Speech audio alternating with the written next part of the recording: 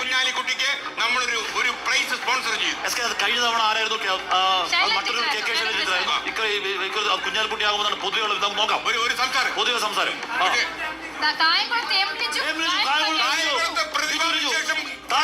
പ്രതിഭാവിശേഷം കുറയുന്നു. അവിടെ ആരാണ്? ലിജു കയറുന്നു.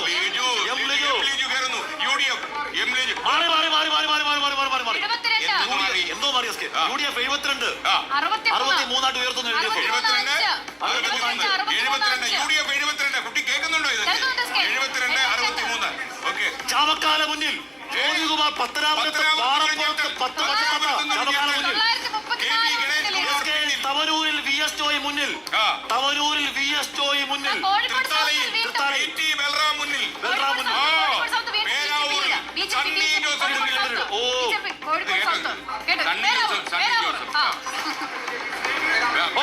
പേരാമ്പ്രയിൽ ബാക്ക് ഓൺ ട്രാക്ക് ഫാത്തിമ മുന്നിൽ. LDF കൺവീനർ പിന്നിൽ. തവനൂരിൽ VS ജോയ് പിന്നിൽ.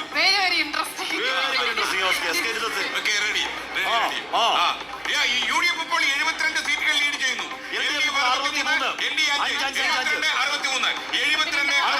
ഇവിടെ ബ്രേക്ക് ചെയ്ത് പെട്ടെന്ന് മനസ്സിലാക്കാൻ ആരാണ് കൂടുതൽ ലീഡ് ചെയ്യുന്നത് ആദ്യം വരും. ഇപ്പൊ UDF വന്നില്ലേ, കിട്ടക്കിട്ടക്ക് വന്നില്ലേ, അതുപോലെ ആദ്യം വരും. ഇപ്പൊ LDF പിന്നിലാണ്, 2ാം സ്ഥാനത്താണ്. ധർമ്മടത്ത് പിണറായി വിജയൻ മുന്നിൽ. ധർമ്മടത്ത് പിണറായി വിജയൻ മുന്നിൽ. ചാമക്കാല മുന്നിൽ. ബാലഗോപാൽ മുന്നിൽ. രാജൻ പല്ലൽ 818 കൊണ്ട് തൃശ്ശൂർ അവിടെ മുന്നിൽ. രാജൻ പല്ലൽ മുന്നിൽ. ജ്യോതികുമാർ 973 ഈ സമയത്ത് വരുന്നത്. ഗണേഷ് കുമാർ ഒട്ടും തന്നെ നല്ല കാര്യമല്ല. ഇന്നലെ രാത്രി എന്നോട് കുറുക്കോളി മൊയ്തീന്റെ കാര്യം പറഞ്ഞില്ലേ? പറഞ്ഞു. സംഭവം ഉണ്ട്. 1222 വോട്ടുകൾക്ക് മുന്നിൽ. അബ്ദുറഹ്മാൻ 1222 സംഭവിക്കാം. രണ്ടാം സ്ഥാനം.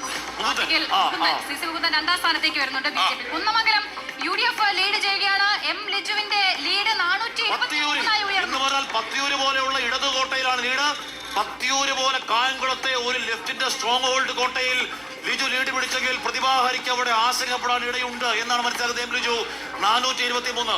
കുന്നംകുളത്ത് UDF ലീഡ്. പത്തിയൂരെ CPM കോട്ട അട്ടിമറിക്കുന്നു.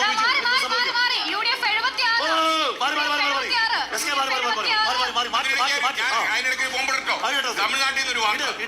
MK സ്റ്റാലിൻ 25 സീറ്റുകൾ പിടിച്ചെടുത്തപ്പോ തൊട്ടടുത്ത് നമ്മുടെ വിജയ് 20 സീറ്റുമായിട്ട്